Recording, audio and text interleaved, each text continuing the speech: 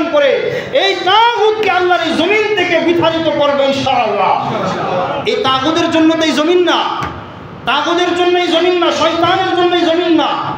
যারা ক্ষমতায় পাওয়ারে আল্লাহ তাআলার বিধানগুলিকে মানে না, তাদের জন্য এই জমিন না।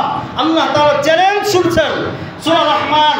আল্লাহ রাব্বুল আলামিন বলেন, ইয়া মা'শারাল জিন্নি ওয়াল ইনস, হে মানুষ এবং জিন শুনো, ইনিসতাতাতুম আন তানফুযু মিন আকতারিস সামাওয়াতি ওয়াল আরদ, তোমার যদি ক্ষমতা থাকে আর পাওয়ার থাকে তাহলে আমার আসমান এবং জমিনের বর্ডার ক্রস করে চলে যাও। কারো শব্দ আছে? কারো শব্দ আছে? কারো শব্দ নাই। আল্লাহর হুকুম পালন করতেই হবে। জমিনে যদি থাকতে হয় আল্লাহর হুকুম পালন করতে হবে, আল্লাহর সত্য বিধানগুলিকে পালন করতে হবে।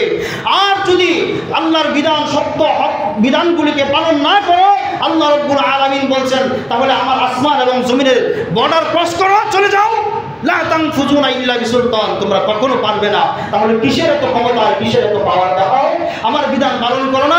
এই জমিনে একমাত্র মুমিনদের জন্য আল্লাহ তাআলা এই জমিনকে ওয়ারিশ বানিয়েছেন। এই জমিনের ওয়ারিশ কারা? মুমিনরা। এই জমিনের ওয়ারিশ কারা? মুমিনরা। বিশ্বাস হয় না?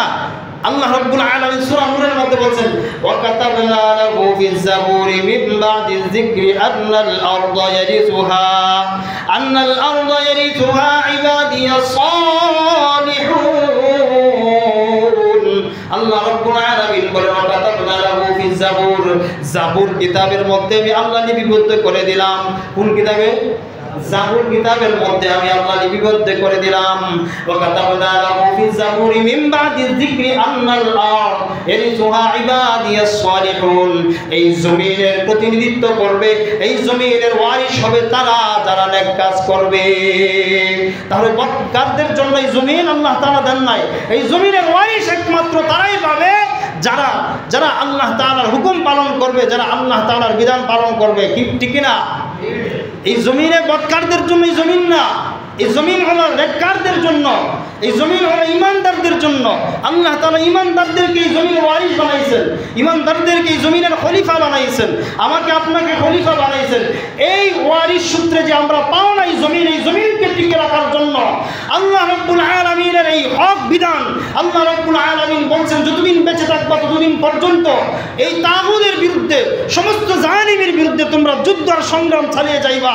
এই সংগ্রাম করতে প্রস্তুত আছি তো ইনশাআল্লাহ? এবার অনেকেই বলবে সারা দুনিয়া জুড়ে মুসলমান নির্যাতিত, নিপীড়িত, তাহলে ইসলাম আবার বিজয় হবে কিভাবে?